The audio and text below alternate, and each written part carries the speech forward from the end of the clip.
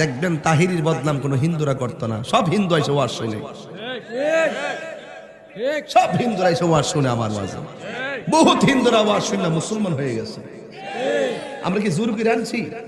রাষ্ট্রীয় নিয়ম করে এফিডেভিটের মাধ্যমে ওরা এসে সব ইচ্ছা বলছে হুজুর ওয়াজ ভাল লাগছে, আর ইসলাম ধর্ম শান্তির ধর্ম মনে হয়, আমি মুসলমান হতে চাই, হয়ে গেছে। আর দোকানে পাটে হাটে ঘাটে বাজারে ম্যাক্সিমাম বদনাম করে এই মুনাফিকের গোষ্ঠীরা। সবচেয়ে বড় ক্ষতি করছে, আমি যে এলাকাতে ওয়াজ করতে আসি আজ পর্যন্ত কি শুনছেন যে আমি কোন পীরের বিরুদ্ধে ওয়াজ করছি, কোন হুজুরের বিরুদ্ধে ওয়াজ করছি? এরপরে দেখবেন এক শ্রেণীর মুনাফিকরা ভালো দেখতে পারে না। কি দেখতে পারে না? ভালো দেখতে পারে না। হাটে ঘাটে বাজারে বৈশা তাহিরির বিরুদ্ধে বদনাম করতেই আছে। আমাদের কিচ্ছু আসে যায় না।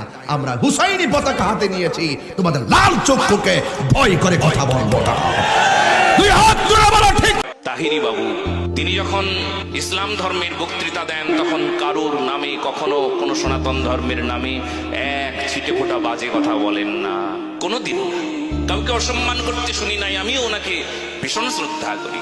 তবে আমি আপনাদের কাছে অনুরোধ করব, এমন যদি বক্তা হয়, তবে এই বক্তা, ভারতবর্ষ থেকে বলছি, এই বক্তা, এই দাস কখনো কোনোদিন ইসলাম ধর্মের বিরুদ্ধে একটা কথাও বলবে না। এইরকম বক্তা চাই, এইরকম বক্তা। তাহিরি বাবুর মতন বক্তা চাই। ওনার মতন বক্তা যদি সবাই হয়, ওনাকে ফলো করুন, ওনাকে দেখুন, ওনার আদর্শ মানুন। আমি গ্যারান্টি